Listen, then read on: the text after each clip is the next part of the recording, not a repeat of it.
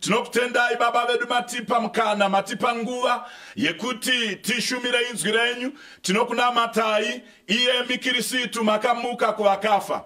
Tiri kukutendai kuti kunyangwe nguva yekushumirwa kweinzwi renyu baba vedu taurai nomuranda wenyu.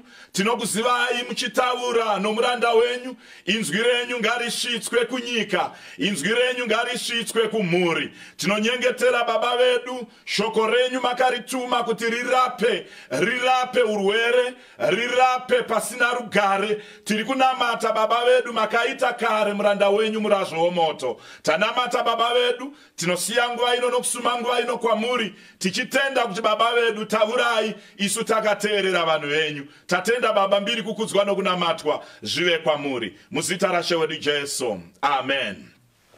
Allow me, ladies and gentlemen, to welcome on the podium a man that we have known for a very long time, a servant of the Lord, a humble servant of the Lord, to come and share the word of God with us. Thank you.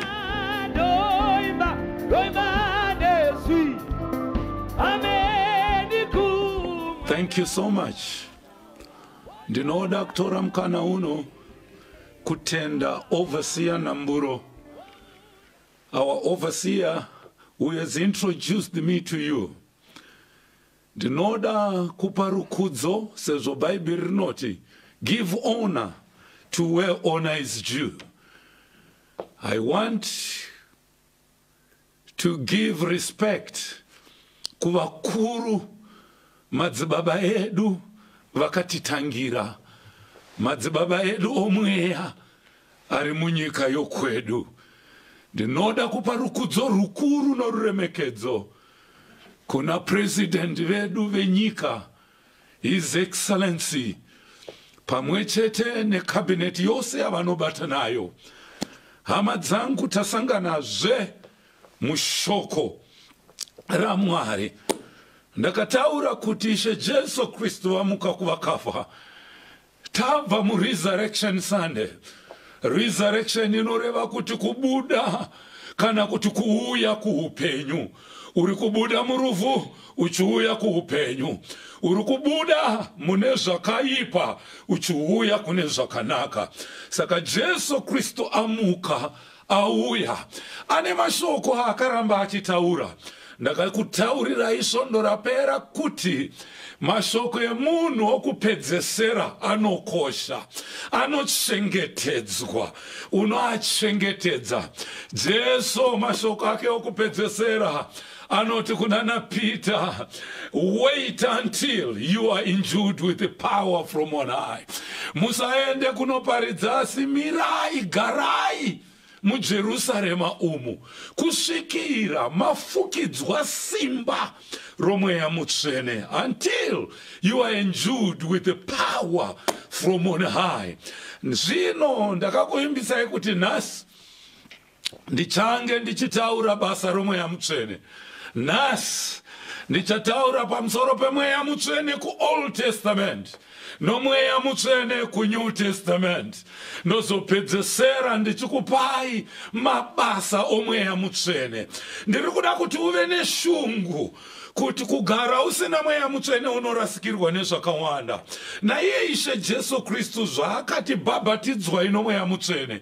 Even Johani paakati anouya shure kwangu ane simba kudarika inini, achakubhabhatidza ino mweya mutsvene nemoto. Sei mweya mutsvene uri kungotaurwa?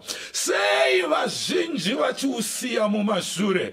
Hama yangu, ministry without the Holy Spirit, it's just nothing.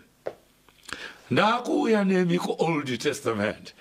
KuOld Testament mweya mutsvene wairamba ugere mumunhu. Kwanga kusina iyo kunzi achakubhabhatidza ino mweya mutsvene nemoto. Asi mweya mutsvene waiita zvokuuya pamunhu. Kana apedza kushandiswa wobuda woenda. Regai ndiverenge kuna Judges 14 verse number 19. Inot, and the Spirit of the Lord came upon him, and he went down to Ashkelon and slew 30 men of them, and took their spoil, and gave change of garments unto them which expounded the riddle. And his anger was kindled, and he went up to his father's house. Ladies and gentlemen, batai pano parikuti, and the Spirit of the Lord came upon him. Wakauya mweya mutsvene pamusoro pa Samson. Wauya pamusoro pake, akaenda kunoita mabasa makuru, akauraya hondo dzevaFiristia, akauraya varume, nokuti mweya mutsvene wakanga uri pamusoro pake. Apedza izvozvo akaenda kumba kwake. Sei ndiri kuti mweya uyu waita zvokuuya? Bhaibheri riri kuti the Holy Spirit came uchibva kupi kuna Mwari, waita zvokuuya. If you read chapter 15 verse 14, inobva yati, and when he came unto Lehi, it's the same man Samson, the Philistines shouted against him, and the Spirit of the Lord came mightily upon him. Oh, come on, underline. And the Spirit of the Lord came mightily upon him. And the cords that were upon his arms became as flax that was burnt with the fire, and his bands loosed from off his hand. Now, ladies and gentlemen, in the Old Testament, the Holy Spirit ayaigara mumunu yaita zokuuya. Apa pa chapter 14 yakauya akauraya vavengi. Mweya mutsvene ukaenda, akasara ari oga, hoyo aenda kuLehi, mweya mutsvene asungwa manje. Now, ndopandiri kuda kutsanangura zuva ranhasi. Hear me clearly. Ndosaka Samson aipinda muchivi, nokuti mweya mutsvene waiti wabuda, osara aiye nyama yakutonga. Nepa anopinda uko anoona chifeve, anopinda kwachiri. Paakasungwa maoko netambo dzakazodimuka, akanzi Samson vaFiristia vauya. Mweya mutsvene ndokuuya pamusoro paSamson, ndokudimura ngetani. Zvino iwoyu mweya unoita zvokuuya uchienda. Ndosaka muchinzwa manje vamwe vafundisi vazhinji abatwa nomudzimai wemunhu, abatwa nomukadzi wemunhu. Mweya ufanirwe kuita zvokuuya uchienda. Ukaverenga Bhaibheri, shoko raMwari Jesu akutaura kuNew Testament. Oh, hallelujah. Pana John 14 verse 16 and 17. Inobva yati, and I will pray the Father, and he shall give you another comforter, that he may abide with you forever. Kureva kuti na mweya mutsvene uyu wakuuya kuzogara newe forever. Hapana zvokuti unoita zvokuuya uchienda. Hazvidaro. Mweya mutsvene uyu unouya wogara newe. I love to hear panoti forever. Oh, hallelujah. Shamwari nhasi munamato wangu kuti kereke ya nhasi ngaibhabhatidzwe nomweya mutsvene unogara newe forever. Kana wauya kwauri mweya uyu haukusiye wakadaro. Basa romweya harisi rokungoprofita, basa romweya harisi rokungotaura nendimi, basa romweya rinokupa simba rokutadza kutadza. It shall come to pass, Jesus said on Acts 1 verse 8, you shall receive power. Power iyi haisi yekurovana kuchechi. Power iyi ndeyekutadza kutadza. Power iyi haisi yekutsvaga zvisina basa. Nokuti Bhaibheri rangu rinoti chivi chinonyadzisa kurudzi rupi norupi, asi kururama kunokurisa rudzi. Righteousness exalts the nation, but sin is a reproach to every nation.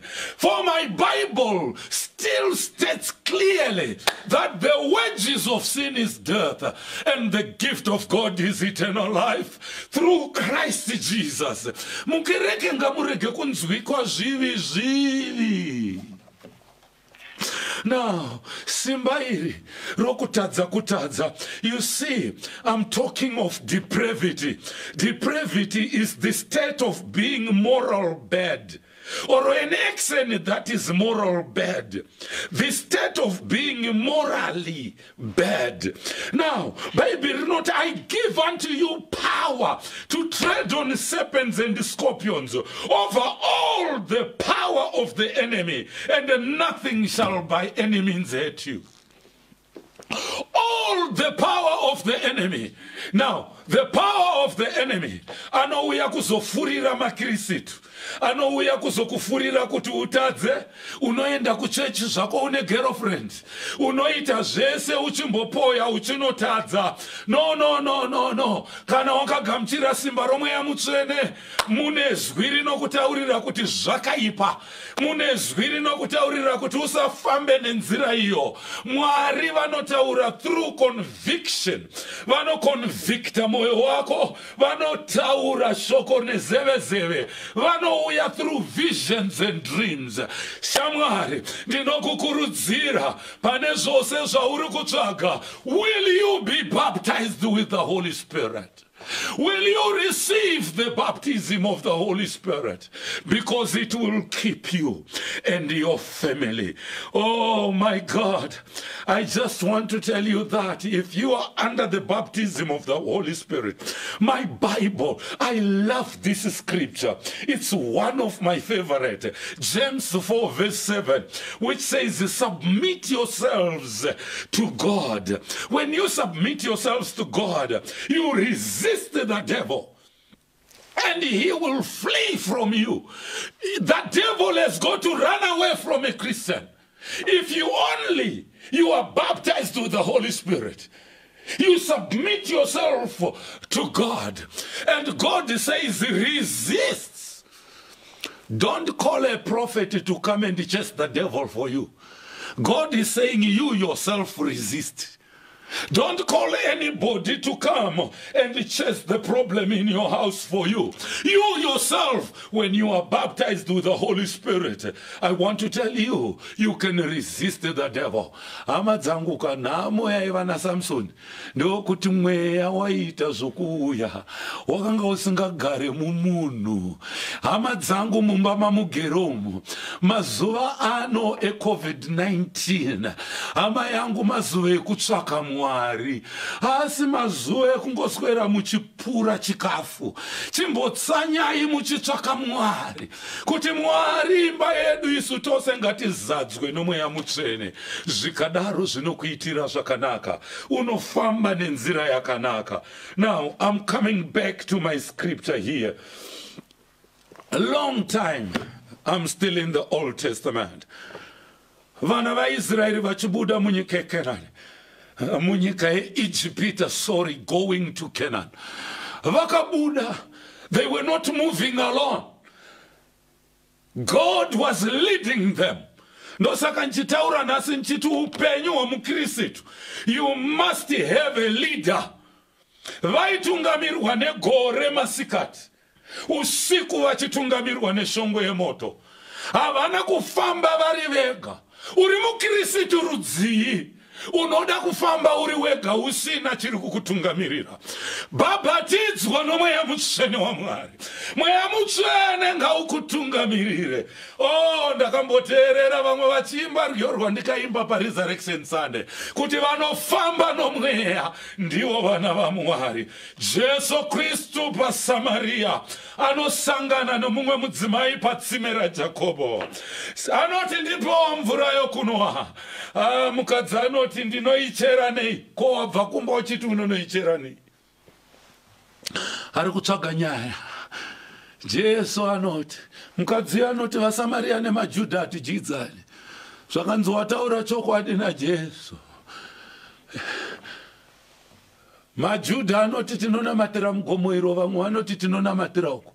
Asi nguva inouya nazvino yatovapo yokuti vanonamata Mwari vamunamate mumweya nomuzokwadi. Vamunamate kwete pamweya asi mumweya nomuzokwadi. Ndiri kuti vaKristu, regardless who you are, nokuti Jesu akataura nomuprofita Joel achiti nemazuva ekupedzesera ndichadurura zvomweya wangu pamusoro penyama yose. Ndakataura svondo rakapera kuti muEFM kana ane nyama musayodza, muAnglikeni musarabvise name kana ane nyama, kana muRoman Catholic ane nyama. Mwari anoti ndichadurura zvomweya wangu pamusoro penyama yose. Hapana kutaurwa zita rechechi, hapana kutaurwa zita redenomination. If you can only believe, all things are possible. Usiku vaitungamirirwa neshongwe yemoto. Now moto unomiririra mweya mutsvene. Mazvitora kupe mufundisi Chiyangwa pana Mateo. Johana anoti anouya shure kwangu achakubhabhatidzai nomweya mutsvene nomoto. Ndakazviona kuchechi kweduku kana tichinamata madhimoni akubuda anoti ndatsva moto womweya mutsvene unenge uchipisa.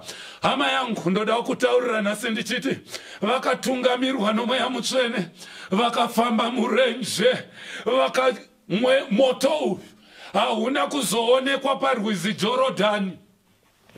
Pavakayambuka rwizi Jorodhani, vaprista vakatakura areka vakamira pakati perwizi, vaIsraeri vachiyambuka vachienda kumhiri.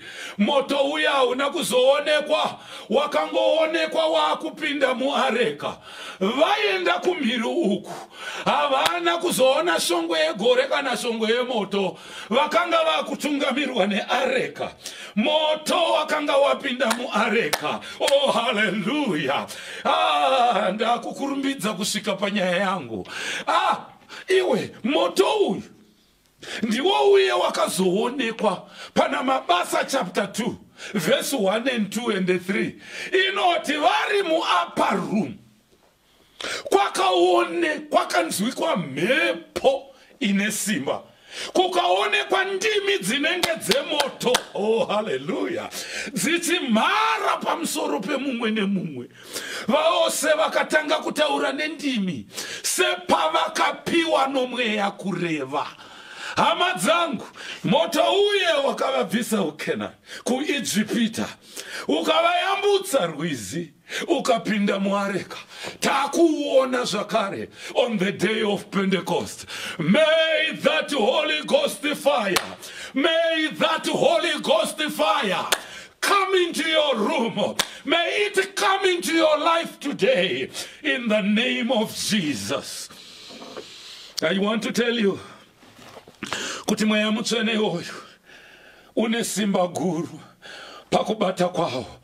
Panapa ndakuverengerai Jesu achiti kana mweya iwoyu wauya uchagara mukati menyu, hausi kuzobuda nokuenda. Ipo pano pandakamira ndizere nawo izvozvi. Mweya mutsvene uri mandiri. Ndakakutaurirai kuti unounza healing power. Jesu paakazodzwa akafamba nomumaguta nomumamisha achiporesa vose vairwara. How God anointed Jesus Christ of Nazareth, who went about all cities and villages healing all that were oppressed with the devil. Hama yangu, mweya uyu ndebasa rawo. But now ndakuverenga kuna John 16 verse number 8 and 9. Inot, and when he is come, that is the Holy Spirit. Now the Holy Spirit is a person. Haisi mepo. He is one of the Godhead. Ukanzwa Bible richiti, if he, the Holy Spirit, is come. Chamari mepo hainzi if he, mepo ea. Kureva kuti mweya mutsvene munhu ndi Mwari vatatu mumwe.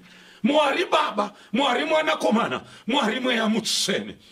Kana Mweya Mutsvene wauya, haisi mhepo. Pane vamwe vanoita kunge vabatwa nepfari kana Mweya Mutsvene wauya. Aiwa, the Holy Spirit is a gentleman. Mweya Mutsvene ndiMwari.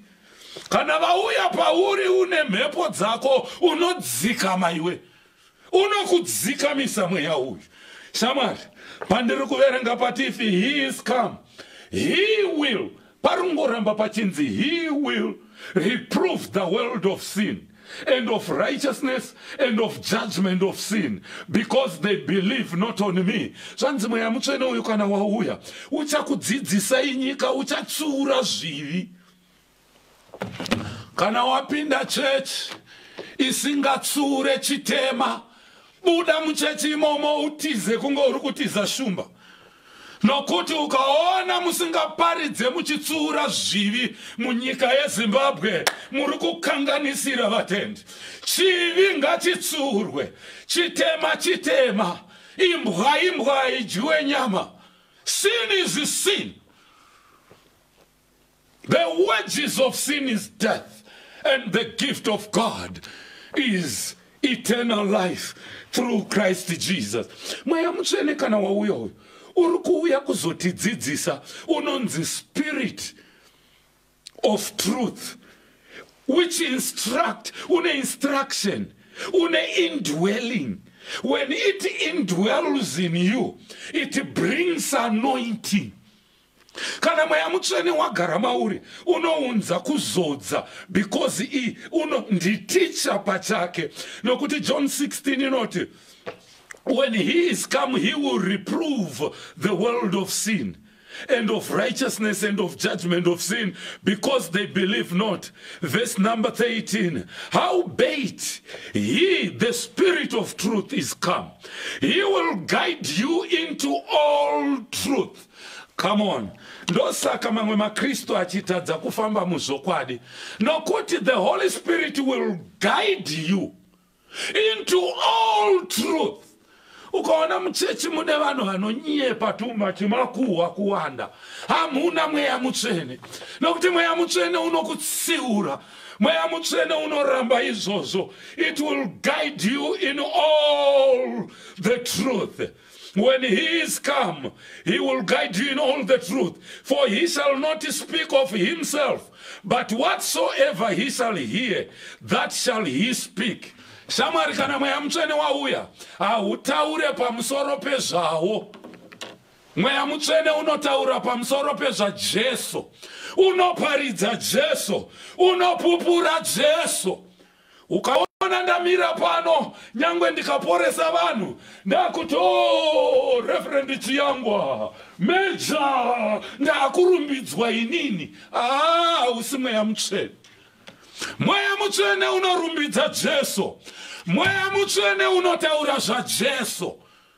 Handitaure zvokuti vanhu, ukaona vhangeri rangu raakuti vanhu varemekedze inini kudarika Jesu, wrong gospel.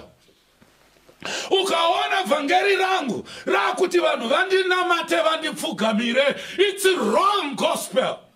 Mweya Mutsvene ngauye utaure nezvaJesu. Ngatipupurei zvaJesu. Handinei nokudzidza kwako, handinei nezvepfuma yako, ndinei nezvaJesu. Zvinondibatsirei kuwina pfuma yenyika ino, kuwana zvese zvenyika ino, ndichirasikirwa noupenyu hwangu. Imi makaropafadzwa mune mazimari, mune zvese zvenyika ino. Shamwari, ndiri kutienda unotsvaga Jesu. Tsvaka Jesu. Zvenyika ino zvinokubatsireiko kana iwe warasikirwa noupenyu hwako? Zuva raunovigwa, uvigwe kana nechimwe chete. Kuziva kwako nepfuma yako zvapera. Wakuenda kunosangana naMwari. Kunoti wakararama sei panyika pano? Regai ndimboparidza mani.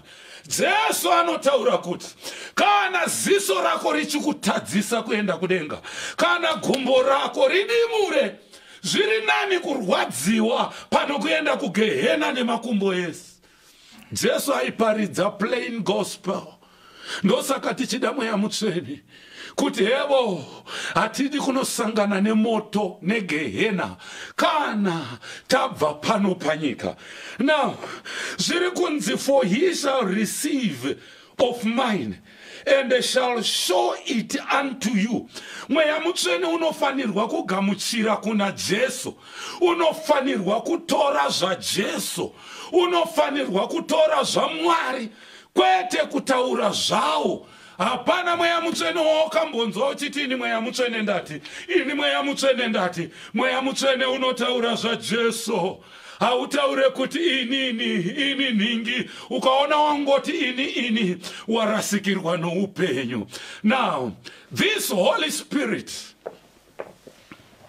it also gives technical gifts in your life. Not only zomweya zvehope, kwete zvipo zomweya zvezvimwe, ndati technical gifts. I'm reading from Exodus 31, verse 3 to 5.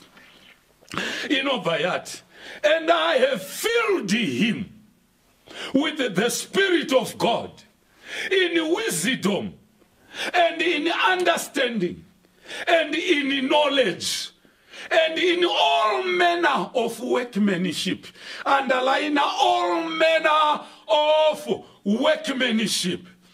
To devise cunning works, to work in gold, and in silver, and in brass, and in cutting of stones, to set them, and in carving of timber, to work in all manner of workmanship.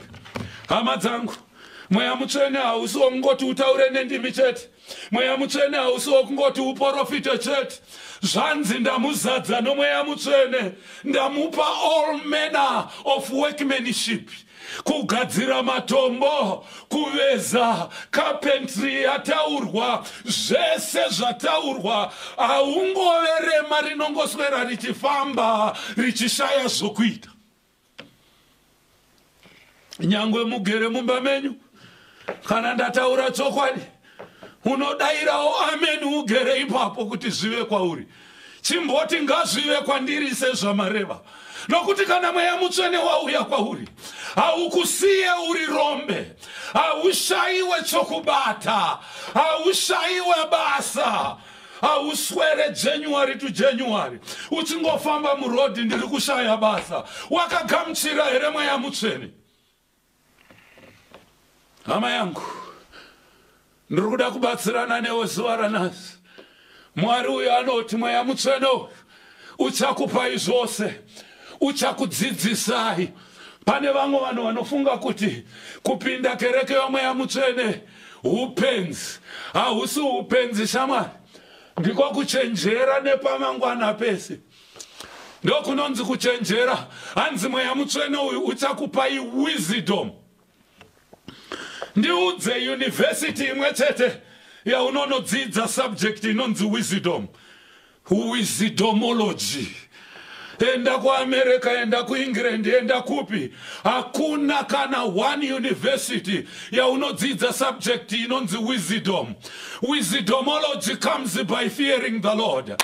When the Holy Ghost comes into your life, it will give you the gift of wisdom, the gift of knowledge, the gift of understanding.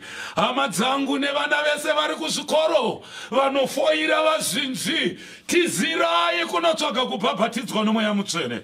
But usangotendere munhu wese kuturika maoko ako pamusoro pako. Nokuti svondo rakapera ndakakutaurirai pamusoro paSimoni Ng'anga. Akanga akuda kutenga chipo chaPita nemari. Zvakanzi iwe nemari yako ifa. Nokuti aida kuti achiita ung'anga achishandisa nezvaMwari zvakare. Vawanda muno munyika vari kushandisa zvoung'anga nezita raMwari. Nas, I want to tell you, hey, ndoda kuti vakanditeerera nevari kundiona munyatsonzwa shoko randiri kutaura panapa. Nokuti ana Daniel vamunoverenga muBhaibheri vakanga vazere nemweya wandiri kutaura. mukaenda pana Daniel 5 verse number 12 to 14 inoti iyo excellent spirit, knowledge, yakati excellent spirit, knowledge, understanding, dissolving of doubts and interpreting of dreams and showing of hard descendancies. Zvakanga zviri pana Daniel zvose azvipiwa nomweya mutsvene. Shamwari, solving all doubts, interpreting dreams and showing of hard descendancies. Hama dzangu, tine vanhu vazhinji vari kutambura panyika pano. Ndauya nemhinduro kuupenyu bwako. Haurare hope, unorota nyoka, unorota uchiyamwiwa nezvinhu zvausingazive, unorota uchitandanidzwa neng'ombe nenyati, kunge wakarara musango iwe wakarara muno mutaundi mune magetsi. Iwe unorota nyoka wakarara musango here. Hama yangu, nhasi nezita raJesu ndinoti zadzwa nomweya mutsvene. Verenga shoko raMwari. Paunobatwa nehope urege kurota zvemhuka dzomusango. Timborotawo zvedenga. Hazviuye zvega, zvinouya kana mweya mutsvene waburuka pamusoro pako. Kana mweya mutsvene wauya pauri, unokupa ruzivo, unokupa zvipo zvomweya. Now God haasi Mwari anofarira kuti urambe uri rema. Kana wauya kuchechi, wauya kuzvinhu zvakakwana. Oh, hallelujah. Okay. Oh my God, hallelujah. Now, kana wauya kuchechi, wauya kuzvinhu zvakakwana. 1 Corinthians 2:13 inoti, which things also we speak, not in the words which men's wisdom teacheth, but with the Holy Ghost teacheth, comparing spiritual things which is with the spiritual things. Paulos ari kuti atitaure zvouchenjeri hwedu with words of men's wisdom teacheth, but which the Holy Ghost teacheth. Hatidi kudzidzisa zvomusoro wedu, kunyatsokuronga dzidziso dzevanhu, kunyatsokuenda. But Paulos anoti isu tinopirwa nomweya mutsvene, tinodzidziswa nomweya mutsvene. Pandamira pano ndanamata, mascripture ndashandisa, ndaawana ndakapfugama ndichinamata. Shamwari, zvandiri kutaura hazvisi zvangu. It's whether you take it or not. Shamwari, izvi zviri kubva kuna Mwari. Handisi kuparidza maridzo yangu, ndiri kunyatsoverenga kuti hatidzidzise zvedu. Kumachechi kwedu ngatiregei kudzidzisa zvedu. Ngatidzidzisei zvatinopirwa nomweya mutsvene. Comparing spiritual things with spiritual things. Ndakudzidzisai kuti Mwari vanopa zvipo, even zvokubata basa nemaoko. Chakaita kuti ana Daniel vakudzwe zvipo zvomweya. Ah, hallelujah. Kana mweya mutsvene wauya patiri, unoburitsa zvakare. Can I tell you this? Unoburitsa ruzivo rwakadzama, rwokuti mumwe munhu anoshamisika kuti azvitora kupi, azviwana kupi, asi ruri ruzivo ruri kubva kuna Mwari. Vana Peter vangadai vakadanidzira kuti ndiri muprofita major, prophesy. Akaona Anania na Safira vachiuya vachipinda. But Peter, it was not a prophecy, it was the word of knowledge. And uno Googler, and unoverenga mabhuku, unoona kuti it was the gift of knowledge. Anania na Safira anonzi ndizvo zvese here. Uri kudirei kunyepera mweya mutsvene? Akadona akafa. Mukadzi wake anouya anonzi madirei kurevera mweya mutsvene anema. Mweya mutsvene haureverwe nema. Ndosaka vazhinji hamubudirire kana zvegumi zvenyu munouya nezvekureva nhema, zvese zvamunoita zvinongotungamirirwa nokunyepa. Shamwari, ramba mweya wokunyepa. Iti kubva nhasi mumba mangu muno handichada kuona mweya wokunyepa. Toda kufamba nechokwadi, toda kufamba muzvokwadi, tirarame muzvokwadi kuti Mwari vatiitire zvakanaka. Oh, I want to tell you, nokuti mweya uyu kana wauya kwatiri, kuvengana kunopera. Tinowana rudo runozara kwatiri. Nokuti vaGalatia 5 verse 22 to 23 inoti, but the fruit of the Spirit is love. Muchechi munowanikwa rudo, joy, peace, long-suffering, gentleness, goodness, faith, meekness, temperance. Against such there is no law. Ndirikutaurei kwatiri, hama dzangu pachechi pedu, kana tazara nomweya mutsvene, tazadzwa nesimba romweya mutsvene, these are the fruits. Ukadyara muorenji haubereke maremani, ukadyara mumango haubereke magaka. Shamwari, pachechi penyu kana muzere nomweya mutsvene, munobereka love, joy, peace, long-suffering, gentleness. Zvinouya kwatiri. Hama dzangu, shoko raMwari rinoti, kumbira chimwe nechimwe kwandiri. Oh, hallelujah. Hama dzangu, ndoda kupedzesera ndichitaura mazwi mashomanana anoti kuzodza ikoko kana kwauya kwauri, kuzodza ikoko kana kuri pauri, kuchabereka zvibereko. Ndanga ndichida kudzidzisa pamusoro zvipo zvomweya mutsvene kuna vaKorinde vekutanga chapter 12. But shamwari yangu, ndoda kukukurudzira zuva ranhasi, zvichida hausati wagamuchira Jesu Kristu saishewo upenyu hwako. Zvandaparidza izvi uri kuti mufundisi yangu, dai zvava muupenyu hwangu, dai zvava kumhuri yangu, ndinokumbira kuti utyore uso bwako ugere mumba imomo. Vari kunditeerera paredhiyo, ndiri kuda kuti tyora uso bwako izvo zvino uteedzere munamato wandakunamata. Ishe Jesu vanopinda moyo mako, ngatinamate pamwe chete. Teedzera shure kwangu. Baba vangu muri kudenga, ndiregererei zvivi zvangu, ndikanganwirei mhosva dzangu. Ishe Jesu, pindai mumwoyo wangu, ivai Mwari wangu, ivai mununuri wangu, ndishambidzei muropa renyu, ndive wakachena, ndizadzei nomweya wenyu mutsvene, kubva zuva ranhasi nokusingaperi. Amen. Kana wanamata munamato uyu, wava chisikwa chitsva, watoberekwa patsva, chitsvaka kereke yakanaka ine vatungamiriri. Ndati kana mweya mutsvene wauya mauri, unokutadzisa kutadza. Hauzofamba muchechi uchiita ufeve kana upombwe. Unova munhu waMwari anoremekedzwa, anokudzwa. Kune vanorwara vose, nditarise. Kune vari kuredhiyo vose, bata pari kukurwadza. Ndakukunamatira zvino. Jehovha murapi wedu, iyemi makatakura zvivi zvedu, makatakura matenda edu nokurwadziwa kwedu pamuchinjikwa. Kurobwa kwenyu kwakativigira rugare, namavanga enyu takaporeswa.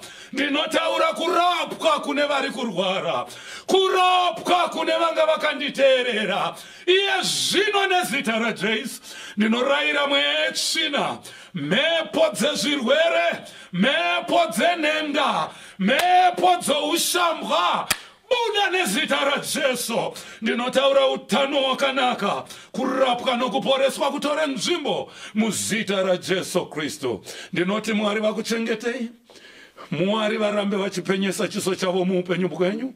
Ndinoti nyasha dzaMwari Baba, rudo rwaIshe wedu Jesu Kristu nokuwadzana kwomweya mutsvene zvigare nesu kubva zvino dzamara kwekusingaperi. Amen.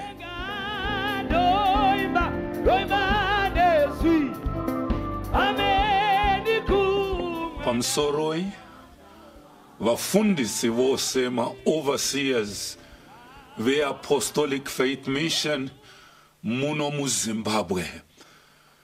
Ndinoda kukuzivisai kuti tiri kutsigirana zvizere nezvakaitwa nehurumende yedu yeRepublic of Zimbabwe na His Excellency. Tinobatana navo pamwe chete pakuchengetedza utano, pakuchengetedza upenyu. Zvinobva mushoko raMwari ranga tichikuparidzirai kuti kana Mweya Mutsvene wauya unokudzidzisai zvose zvakataurwa naIshe Jesu Kristu. Ishe Jesu Kristu vakataura futi kuti kana tapindirwa nenguva dzakadai tinofanirwa kubatirana nevana vaMwari. Pana Mateu 25 kubva paverse 31 inotaura ichiti, when the Son of Man shall come in his glory and all the holy angels with him, then shall he sit upon the throne of his glory. Apo agara akuisa judgment. Ukaramba uchiverenga inokutaurira kuti anenge akupa judgment. Anzi achati kune vamwe vose, huyai kwandiri imi mose makatendeka. Verse 33 inobva, then shall the king say unto them on his right hand, come ye blessed of my Father, inherit the kingdom prepared for you from the foundation of the world. For I was hungry, and you gave me food. I was thirsty, and you gave me drink. I was a stranger, and you took me in. I was naked, and you clothed me. I was sick, and you visited me. I was in prison, and you came unto me. Then shall the righteous answer him, saying, Lord, when saw we thee hungered, and we fed thee? Hama dzangu, Bhaibheri rinobva rati, ivavo vamakaitira, ndini wamakaitira. Now ndiri kukumbirisa zvikuru kune vose vasine hanya nevane nzara, vasine hanya nevari kurwara, vasine hanya nevari mutorongo. Basa remakirisitu ibasa redu ratakapirwa naIshe Jesu Kristu kuti tishanyire vanhu ava, tivape zvokudya. Nokuti Jacob anoti kutenda kusina mabasa kwakafa. Nokuti ndikati kuna ane nzara, enda zvako, iva nerugare, Mwari ave newe. Ndisina kumupa zvokudya zvacho, hapana zvandaita. Saka ndiri kukumbirisa AFM yose kuti vana vaMwari, ndichipedza kutaura panapa, iwe haikona kuzvinongedza kuti ndiri murombo, but tiri kuda kuunganidza zvokudya zvakawanda. Ungave nembatya, ungave nezvokudya, mafuta, hupfu, rice. Asi mukaunza iri mari, totenga 40 tons dzatinoenda nadzo kuhurumende kuti vafidhe vane nzara, vape vari kutambura. Ndamira pano, vana veApostolic Faith Mission, ndiri kukukurudzirai, ndiri kukurayirai zviri mushoko raMwari kuti Jesu paachapa the final judgment achati kune vaiva netsitsi, vaiva nenyasha, vaiva nemoyo unoda kubatsira, huyai mupinde muumambo. Asi kune vose, paverse 36 inoti, kune vose vanonyima vasiri kubatsira, then shall he say also unto them on the left hand, depart from me, you cursed, kureva kuti makatukwa, into everlasting fire, prepared for the devil and his angels. For I was hungry, and you never fed me. I was thirsty, you never gave me drink. Pane vanhu vachaenda kugehena vasina kuita upombwe nenyaya yekunyima chete. Pane vanhu vachaenda kugehena nokuda kwokungoshaya hanya nezviri kuitika. ndinokumbirisa yeapostolic faith mission sezvamakaita kuidai kuchimani-mani, kurumbidzai, pindai mumba menyu tiunganidze zvakawanda. Kune vanhu vakawanda vari kuda zvokudya muzvipatara medu. Muri kuona mamiriro akaita ikonomi yedu. Hatidi kungochengetwa nenyika dzokunze kuita kunge isu tisingagone.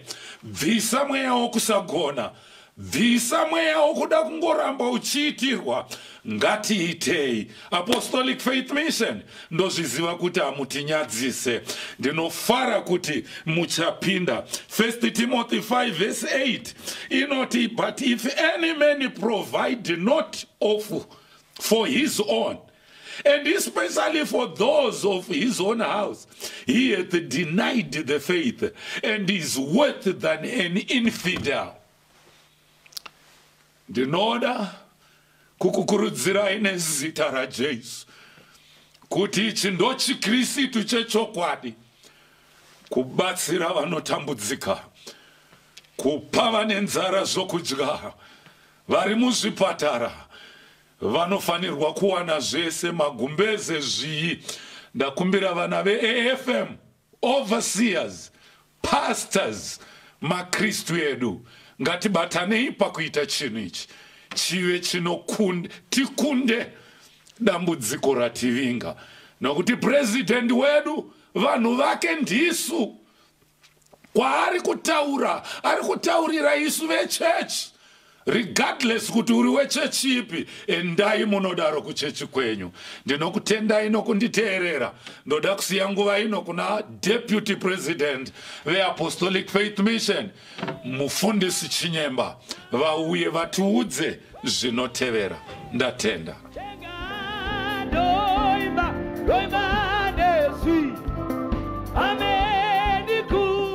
Ndinoda kutora mukana uno nenguva ino kuti nditaure ndiri mutsoka dzababa president wedu vanga vachibva mukushumira shoko ratanzwa. Ndinoda kuti nditaure kuma-overseers, mafundisi vedu, vatenderi veApostolic Faith Mission in Zimbabwe. Mashoko tatanzwa kare, asi chandaoda kutsinira kukuzivisai mamunofanira kuti muise mari dzacho. Uyezve ndongoverenga James chapter 2 verse 14 inoti, zvinobatsirei kuhama dzangu kana munhu achiti ndinokutenda asi asina mabasa, kokutenda uko kungamuponesa here? Kana kune hama, murume kana mukadzi asina zvokufuka, unoshayiwa zvokudya zuva rimwe nerimwe. Mumwe wenyu akati kwavari, endai henyu nomufaro mudziyirwe mugute, musingavapi izvo zvinodikanwa nomuviri, zvinogovabatsirei. Saizvozvowo nokutenda kana kusina mabasa kwakafa. Regai nditi kwatiri vari kunditeerera panguva ino, shoko ndirori randinotenda kuti vana veApostolic Faith Mission vandiri kutarisira kuti shoko tatorinzwa. Uyezve taakukuzivisaiwo zvakare kuti munoisa mari muaccount FM in Zimbabwe, Bank and Branch ZB Natal, RTGS account yedu 4130-516586-080. Nostro account yedu 4130-516-586-405. Taisa Nostro account kuitira kuti rikutaurawo zvakare kuvana vedu veAFM vari kunze kwenyika vasiri muno muZimbabwe. Munogona kuenda paaccount iyoyi muchiisa kubatsira kwenyu ipapo zvinhu zvonotengwa. Touya zvakare tine merchant code AFM Eco Cash merchant number 370087 370087 inenge iri under AFM National Projects. Ndo kubuda kwainobuda yakaita. Ndinotenda kwazvo kuti ma-account numbers iwaya pakutaura kunenge uchishumirwa nenguva yandiri kutaura anenge achizoflight zvakare pa screen mune muchaona. Ndiri kutarisira kwazvo kuti kuchave bata basa rakanaka rinomisikidzawo zvinhu zvakanaka zvakatangwa nehurumende yedu isi tichiitsigira sevanhu vanotenda. Ndatenda nokuti muchaita zvinhu zvikuru. Mwari vakuitirei zvakanaka. Amen.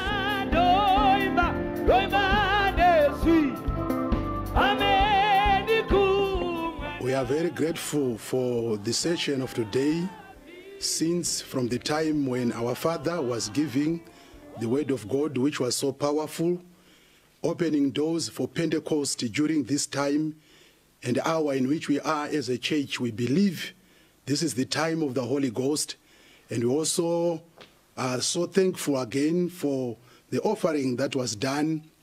I would like the whole nation and all our viewers who are at home for this moment in time now to just join together with me as I'm about to pray to the Father at this moment. I'm praying. Baba vedu muzita ra Jesu Kristu wa Nazareta, tinokutendai mutsvene makanaka, tinokutendai nenyasha dzenyu nokubata kwenyu, tinokutendai Mwari nokutionesa kuti tiri mumazuva ePentecost, tinokutendai nokutionesa kuti tiri mumazuva ekufamba kwaMweya Mutsvene. Sokutaura kwamakaita imi Jesu, munoti zvaifanira kuti muende kudenga. Ndakana imi maisaenda kudenga, Mweya Mutsvene haiburuka. Asi tiri kufara kuti kudenga ndo kwamuri. Mugere pamwe chete naBaba, uye Mweya Mutsvene ndiye wamakaburutsira. Tiri kunamata munguva nemwaka ino kuti Kristu wa Mwari batai mukati meupenyu hwedu. Rambai muchifamba nesimba mukati meupenyu hwedu. Tuone nyasha mukati meupenyu hwedu. Tinoramba tichitaura kugona kwa Mweya Mutsvene kune vanomanikidzwa, kune vakasungwa. Baba, tinotaura kuregedzwa nezita ra Jesu.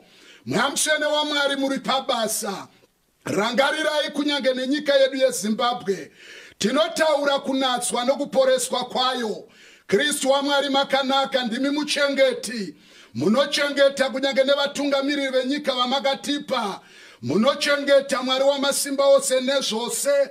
Tiri kunamata nenguva ino kuti Mweya Mutsvene kana muri pakati pedu, makatifumbamira, hatingatye, hatingavhunduke. Mazviite edu Kristu wa Mwari. Ndinokutendai, ndinokuongai nokuramba muri muchengeti wedu nemubatsiri. Ngaribatwe neutsvene zita renyu, ngarirambe richinamatwa nokuti makanaka. Mbiri nokukudzwa nerumbidzo zviende kwamuri, muzita raBaba, reMwanakomana nereMweya Mutsvene. Amen.